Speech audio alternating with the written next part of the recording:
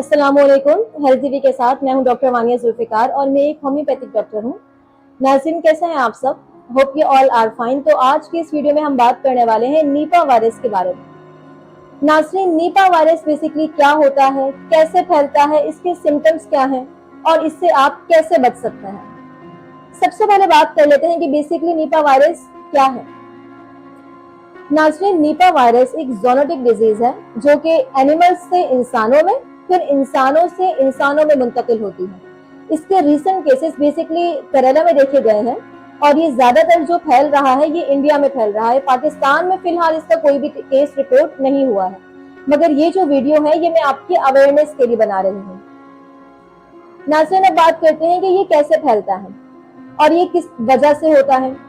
देखिए, एनिमल है एक जिसको हम कहते हैं फ्रूट बैट्स, और ये चमगादड़ जो होते हैं ये उनकी वजह से फैलता है। जैसे कि अगर कोई ऐसा फ्रूट जो कि आधा खाया हुआ है और वो चमगादड़ ने खाया है, यानी कि फ्रूट बैट्स ने उसको बाइट किया है, और वही फ्रूट अगर कोई पर्सन गलती से बिना जो है वो देखे खा ले, तो वो जो वायरस है यानी कि ये नीपा वायरस जो है वो उससे ट्रांसफर हो जाएगा किसके अंदर, आपके इंसान के अंदर।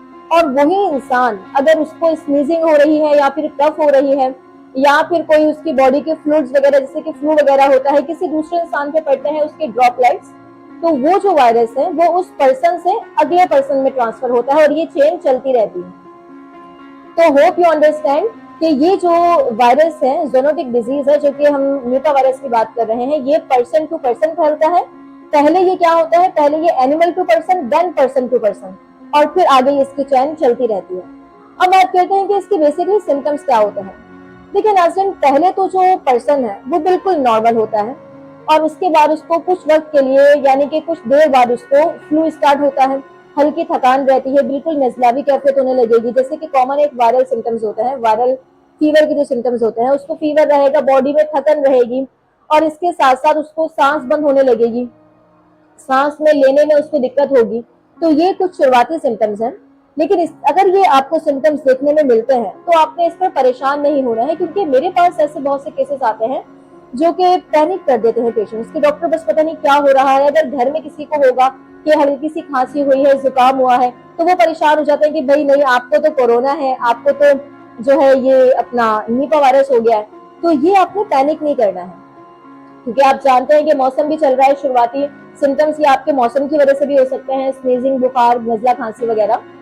तो ये तो आपको मौसम से भी हो सकते हैं। तो आपने क्या करना है, इसकी पहचान करनी है।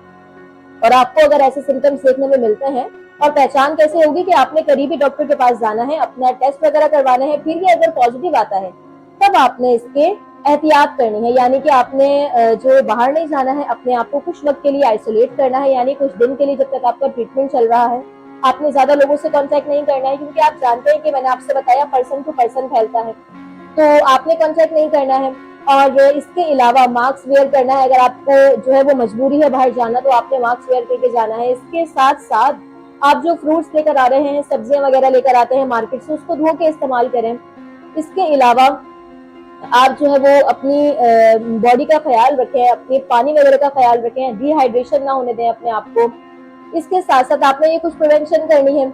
और ये जो सिम्टम्स जैसे मैंने आपको बताए हैं, ये अगर आपको सिम्टम्स आपकी बॉडी में देखने को मिले तो ये आपने प्रिवेंशन करनी है। हाँ, मैं आपको एक बात बताती चलूं कि अगर आप प्रिवेंशन नहीं करेंगे, अगर आप इसका ट्रीटमेंट नहीं करेंगे बर वक्त, तो ये जो नीपा वायरस है ये डेंजरस भी हो सकता है, क्योंकि ये बेसिकली लाइफ थ्रेटनिंग है। जो पेशेंट्स हैं वो कोमा में चले जाते हैं, उनको सांस लेने में दिक्कत होती है, क्योंकि ये आपका जो है वो लंग्स खराब करते हैं।